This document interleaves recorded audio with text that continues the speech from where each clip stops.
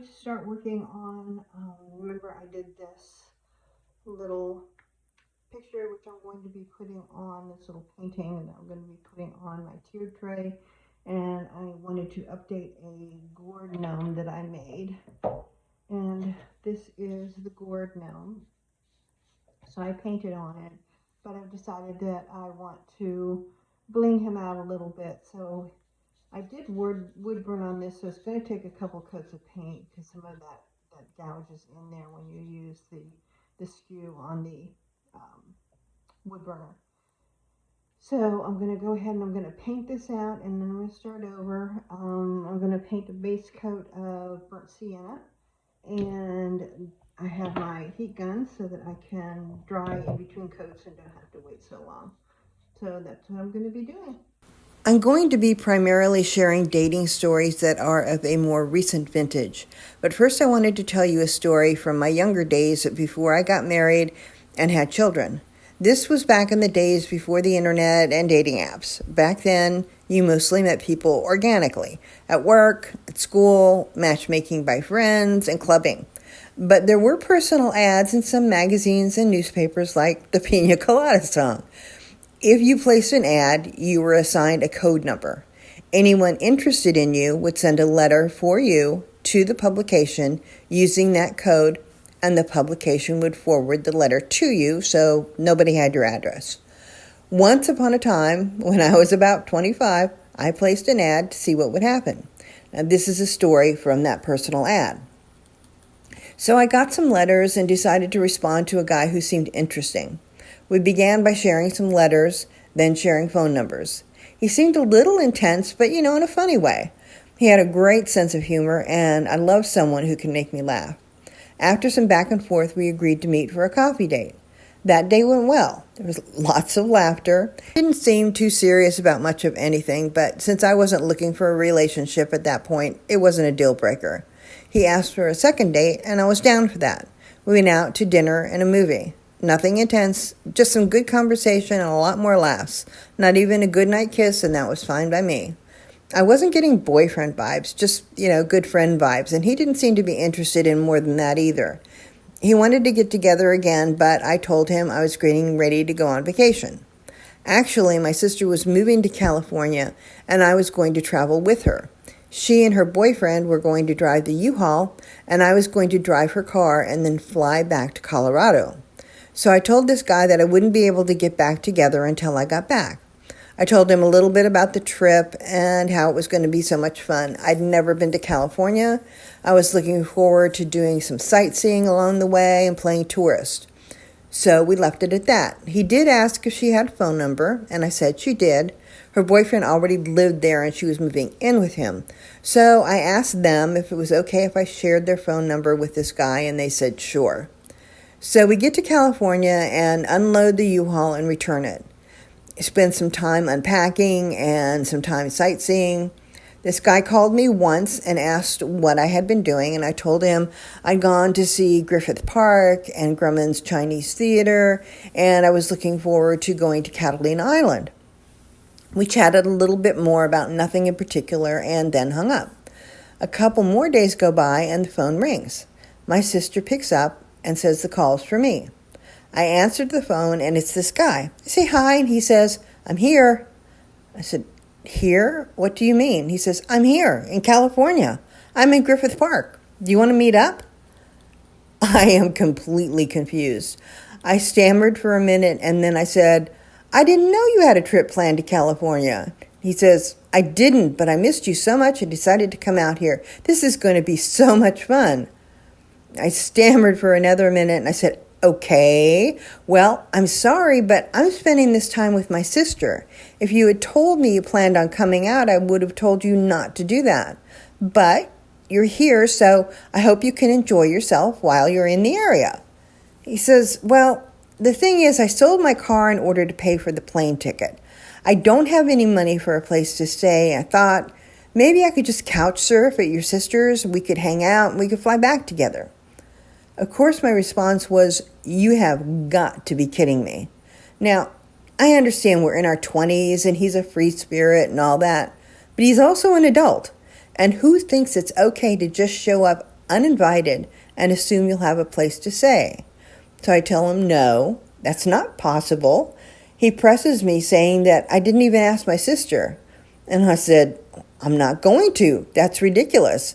If I was her, I would say a big fat no to that.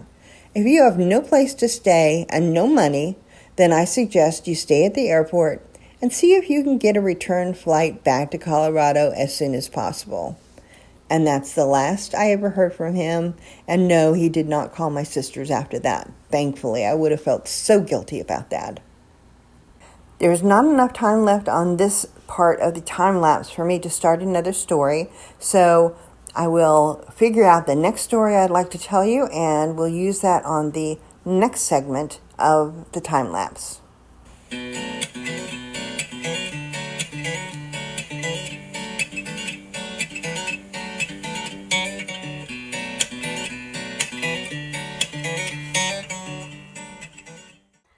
Okay, my next step is that I'm going to be doing some sculpting on him. I'm going to create a nose and some arms and the brim of a hat. And to do that, I use this quick wood, this wood clay basically. It's not really wood, but it acts like wood once it's dry. It's very hard, and you can treat it the way you would wood. You would wood. Um, dries pretty fast, so you got to work with it quickly. I have to talk fast to get this one in. It happened around 2012. By then, I had joined dating apps, and I connected with this one gentleman who was a school teacher, and he was originally from Cameroon. And we got off on the wrong foot initially because he wanted to pick me up at my house, and that's a big no-no. I'd never met him before, and I didn't want him to know where I lived. My saying no offended him. He felt it was gentlemanly to offer to pick his date up, and I appreciated the sentiment, but that's not wise these days.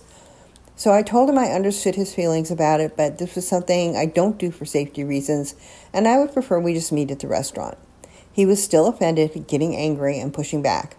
Finally, I said, I understand you feel this is the gentlemanly thing to do, but I'm now also bothered by the fact that I've expressed my concerns and you're dismissing them. The gentlemanly thing would be to make sure I feel comfortable. Can you do that? He did back down, and we met for our date. I love Mexican food, and he picked a really nice restaurant. We met there, and while it felt a little awkward after the disagreement we'd had, that feeling went away, and we started to have good conversation. The waiter approached to take our orders. And now, when I eat good Mexican food, I like to have a beer with it. And sometimes I like to have a darker beer. Modelo is one of my favorite brands, so I ordered their dark beer, a Modelo Negro. He placed his order, and as soon as the waiter left, he turned to me and he was really, really mad. He said, "Did you order that racist beer just to get back at me? What kind of person are you?" At first, I had no idea what he was talking about, and then I realized he thought the fact that the word negro was used in the name of the beer, I was throwing the fact that he was from Cameroon in his face. I apologized profusely. I really didn't even think about it. I explained to him that Modelo is a beer made in Mexico, and the Spanish word for dark is negro, and therefore what I had ordered was a dark beer instead of a pale ale or lighter version. I told him I wasn't thinking I would be happy to order a different beer if he was offended. He said no. We had our dinner, but it was super awkward after that. We left the restaurant, and he walked me to his car. He said he wanted to see me again. I said I'm flattered. I thanked him for the date, but I didn't think there was a connection. That prompted another tirade about how all I wanted was a free meal. So I took out my wallet, handed him cash for my portion of the bill, got in my car, and left. He tried to call me while I was driving home, but I blocked his number. And that was the end of that date.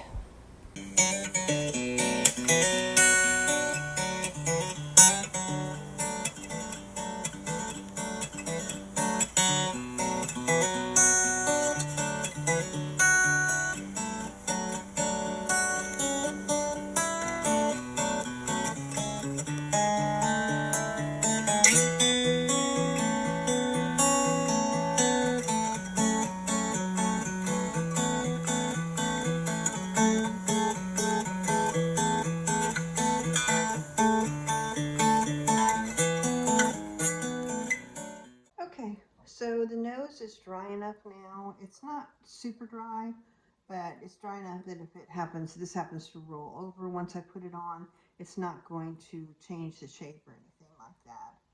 So I would usually use super glue, but I'm out. Super glue dries faster, but the E6000 on the other hand holds longer and stronger. So we will just go with this. I'm actually going to put a little bit around the base.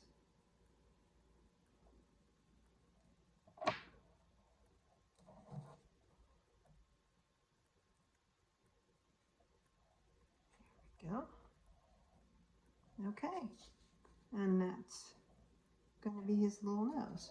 Now the next thing I'm going to be doing is I'm going to do the brim of the hat, and I'll video it, but I'm not going to talk while I'm doing it. You can just watch and I'll tell you a story. To preface other dating stories, let me explain some things. I got divorced in 1993. At that time, I had full custody of a 6-year-old and a 1-year-old.